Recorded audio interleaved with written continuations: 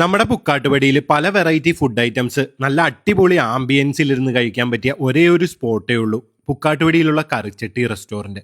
അവിടുത്തെ ആംബിയൻസും സിറ്റിംഗ് സ്പേസിനെ കുറിച്ച് പ്രത്യേകം എടുത്തു പറയേണ്ടതാണ്. പിന്നെ അവർ പുതിയതായിട്ട് ഫ്രണ്ടിൽ നല്ല പുട്ടും തട്ട് ദോശയും ഓംലേറ്റ് ഒക്കെ കിട്ടുന്ന ഒരു കൗണ്ടറും അതുപോലെ തന്നെ 24 മണിക്കൂർ ചായ കിട്ടുന്ന ഒരു കൗണ്ടറും സ്റ്റാർട്ട് ചെയ്തിട്ടുണ്ട്.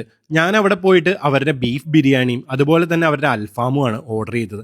നല്ല സോഫ്റ്റ് ആയിട്ടുള്ള ബീഫിൻ്റെ പീസ് 3 പീസ് ഉണ്ടായിരുന്നു. അതുപോലെ തന്നെ ചെറിയ റൈസും നല്ല ക്വാണ്ടിറ്റിയിലുള്ള ബിരിയാണി. ആ റൈസും ബീഫും കൂടി മിക്സ് ചെയ്ത് കഴിക്കാൻ നല്ല ടേസ്റ്റ് ഉണ്ടായിരുന്നു.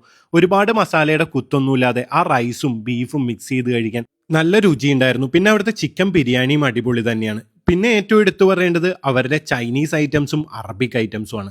ഞാൻ ഈ ഒരു അൽഫാം നോർമലാണ് ഓർഡർ ചെയ്തത്. പക്ഷെ നിങ്ങൾക്ക് കാണുമ്പോൾ തന്നെ മനസ്സിലാവും നല്ല സോഫ്റ്റ് ആയിട്ടുള്ള ചിക്കൻ പീസും പിന്നെ അതിൻ്റെ മുകളിൽ വിതറിയേക്കണം ആ ഒരു കുരുമുളകും. ആ ഒരു കുരുമുളകിൻ്റെ ടേസ്റ്റൊക്കെ അടിപൊളിയായിട്ട് കിട്ടുന്നുണ്ടായിരുന്നു. നല്ല സോഫ്റ്റ് ആയിട്ടുള്ള പീസ് ആയതുകൊണ്ട് തന്നെ നല്ല രുചിയുണ്ടായിരുന്നു.